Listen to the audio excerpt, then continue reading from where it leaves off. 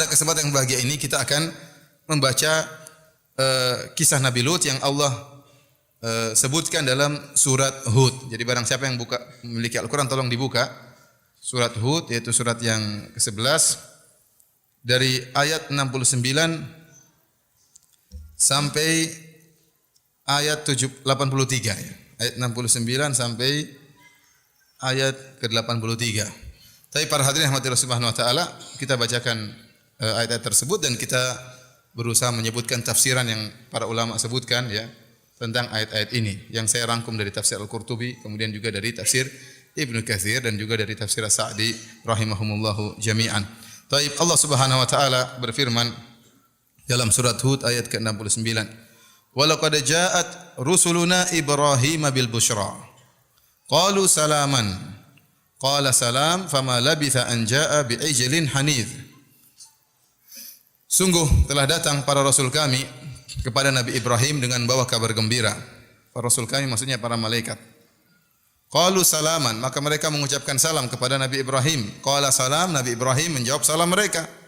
Fama labitha an jaa'a bi ijlin hanidh. Kemudian tidak lama kemudian Nabi Ibrahim datang menjamu mereka dengan membawa sapi yang dipanggang. Dan ini menunjukkan mulianya Nabi Ibrahim alaihissalam. Beliau menjamu tamu. Nabi Ibrahim alaihissalam tidak sadar bahwasanya tamu-tamu beliau ini adalah para malaikat. Kita tahu para malaikat diberi kelebihan oleh Allah Subhanahu wa taala untuk menjelma, dan ini adalah kekuasaan Allah Subhanahu wa taala di luar dari nalar kita.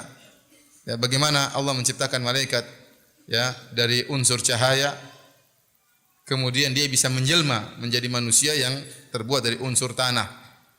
Dan malaikat memiliki sifat-sifat yang luar biasa ya. Cahaya, oleh karenanya Allah menyebutkan wasabiqati sabqa. Para malaikat yang cepat ya, bergerak. Bagaimana malaikat mendengar perintah Allah kemudian turun kepada Nabi sallallahu alaihi wasallam menyampaikan kabar dari Allah dengan jarak yang begitu jauh ya, dengan waktu yang sangat singkat.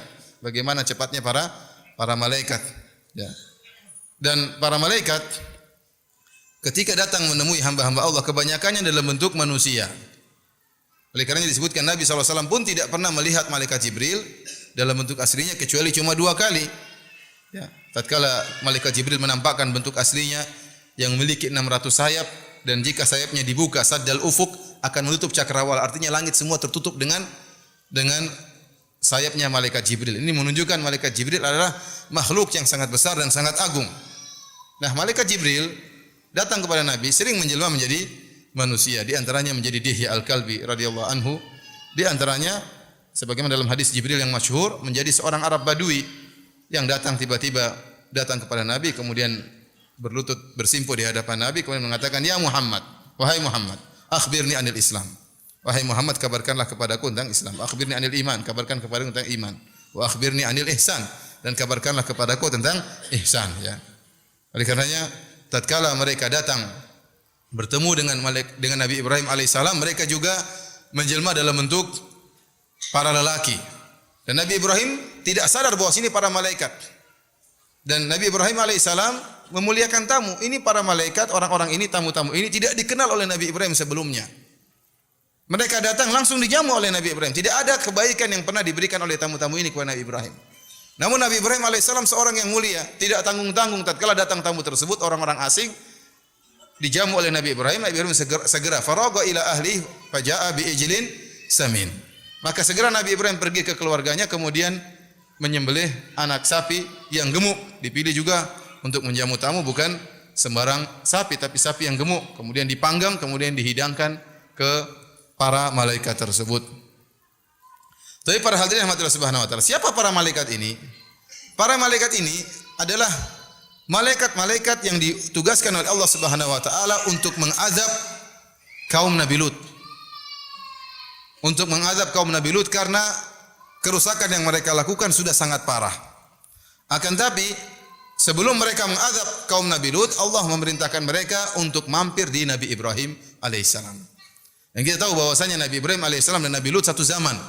Bahkan mereka memiliki hubungan kekerabatan. Ibnu Katsir rahimahullah menyebutkan bahwasanya Nabi Lut ya, kalau tidak salah namanya Lut bin Haran bin Azar. Jadi Nabi Lut adalah keponakannya Nabi Ibrahim alaihissalam. Dan tatkala Nabi Ibrahim berdakwah di negerinya di Irak, tidak ada yang beriman kepada Nabi Ibrahim kecuali Nabi Lut alaihissalam keponakannya. Dan Nabi Ibrahim diusir oleh kaumnya. Diusir oleh ayahnya, diusir oleh kaumnya. Maka pergilah Nabi Ibrahim ke negeri Syam. Termasuk Nabi Lut alaihissalam pergi ke negeri Syam. Kemudian Allah Subhanahu wa taala mengangkat Nabi Lut menjadi seorang nabi dan diutuslah Nabi Lut ke suatu kaum ya di negeri Syam ya di daerah Urdun kata sebagian ulama, yaitu suatu kampung namanya kampung Sadum atau kampung Sodom. Sehingga perbuatan kaum Nabi Lut homoseksual dikatakan apa? Sodomi. Dinisbahkan kepada nama negeri tersebut. Disebutkan pada negeri tersebut. Yang katanya ya bahwasanya negeri tersebut sekarang sudah dirubah oleh Allah menjadi laut mati. Itulah dahulu tempatnya kaum Nabi Lut. Ada khilaf di kalangan para ulama ya, apakah itu benar tempatnya kaum Nabi Lut ya. Banyak ahli sejarah mengisyaratkan itulah dahulu tempat kaum Nabi Lut. Meskipun tidak ada dalil yang qat'i, tidak ada dalil yang jelas. Ya, Allah hanya mengisyaratkan bahwasanya Allah meninggalkan ayat-ayat bagi orang-orang yang yakhafunal adzabal alim. Ya, wa tarakna fiha ayatan lil ladzina yakhafunal adzabal alim. Dan kami tinggalkan dalam kampung tersebut yang telah Allah hancurkan suatu tanda ya, sebagai peringatan bagi orang-orang yang takut dengan azab yang pedih. Jadi ini dijadikan dalil oleh sebagian ulama dan sebagian ahli sejarah bahwasanya kampung tersebut masih ada karena menjadi pelajaran bagi orang sesudahnya. Sehingga mereka mengatakan bahwasanya laut mati itulah kaum Nabi Lut dahulu yang dihancurkan oleh Allah kemudian dijadikan laut mati. Wallahu a'lam bishawab tentang kebenaran akan hal ini. Intinya Nabi Lut kemudian disuruh berdakwah kepada kaum Sodom ya. Dan mereka terjerumus dalam kesyirikan. Mereka terjerumus dalam berbagai macam kemaksiatan, di antaranya kesyirikan. Di antaranya ya atatuna rijal melakukan praktik homoseksual. Wa taqta'una sabil. Kata Allah Subhanahu wa taala mereka merampok ya. Kata Allah Subhanahu wa taala juga wa ta'tuna fi nadikumul munkar ya, dan kalian melakukan perbuatan-perbuatan kemungkaran di tempat-tempat perkumpulan kalian. Jadi ada beberapa maksiat yang mereka lakukan ya. Yang pertama di antaranya mereka melakukan kesyirikan, kemudian di antaranya mereka melakukan praktek homoseksual, di antaranya mereka merampok, dan wa ta'tuna fi nadikumul munkar, dan kalian melakukan kemungkaran di tempat perkumpulan kalian. Ada khilaf di kalangan para ulama. Apa maksud kemungkaran yang mereka lakukan di tempat pertemuan mereka? Ada pendapat yang mengatakan kalau ada orang lewat mereka lempar, terutama perempuan, mereka lempari. Mereka ganggu. Inilah kemungkaran yang mereka lakukan di tempat pertemuan mereka. Ada yang mengatakan kemungkaran yang mereka lakukan, mereka tidak punya malu sehingga mereka saling, mohon maaf ya, saling buang angin di antara mereka. Satu dut rame-rame. Ini kemungkaran yang mereka lakukan ya, orang harus punya malu lah ya. Kita tidak mentertawakan orang yang buang angin, tapi bukan sengaja saling apa? Lomba-lomba besar-besaran apa? Buang angin.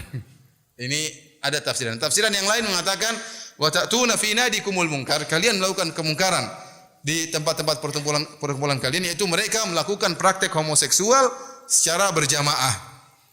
Jadi pesta seks, tapi pesta seks apa? Homoseksual. Jadi saling melihat di antara mereka namun mereka tidak punya rasa malu. Maka Nabi Lut diutus oleh Allah Subhanahu wa taala untuk mendakwahi mereka.